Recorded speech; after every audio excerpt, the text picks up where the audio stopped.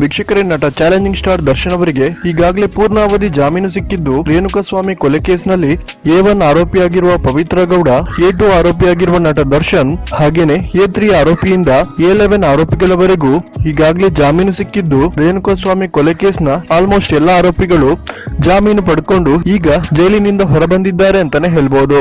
ವೀಕ್ಷಕರೇ, ನಟ challenging star Darshan ಅವರು ತಮ್ಮ ಚಿಕಿತ್ಸೆಗಾಗಿ ಮಧ್ಯಂತರ ಜಾಮೀನನ್ನ ಪಡ್ಕೊಂಡಿರೋದು ನಮ್ಗೆಲ್ಲರಿಗೂ ಕೂಡ ಗೊತ್ತಿದೆ. ಇದೀಗ ನಟ ದರ್ಶನ್ ಅವರಿಗೆ ಹೈಕೋರ್ಟ್ ಸಂಪೂರ್ಣವಾದ ಪೂರ್ಣಾವಧಿ ಜಾಮೀನನ್ನ ಮಂಜೂರು ಮಾಡಿದ್ದು, ರೇಣುಕಾಸ್ವಾಮಿ ಕೊಲೆ ಕೇಸ್ನ ವಿಚಾರಣೆ ಪೂರ್ತಿಯಾಗುವವರೆಗೂ ನಟ ದರ್ಶನ್ ಅವರಿಗೆ ಜಾಮೀನನ್ನ ಮಂಜೂರು ಮಾಡಿದೆ.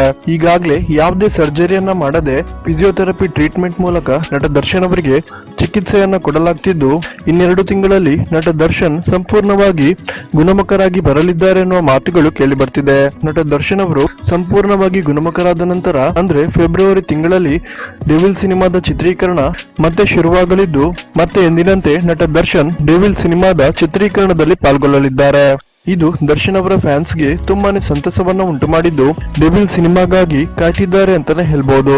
ವೀಕ್ಷಕರೇ, ನಿಮ್ಗೆ ಇದರ ಬಗ್ಗೆ ಏನ್ ಅನಿಸುತ್ತೆ ಅನ್ನೋದನ್ನ ದಯವಿಟ್ಟು ಕಮೆಂಟ್ ಮಾಡಿ ತಿಳಿಸಿ.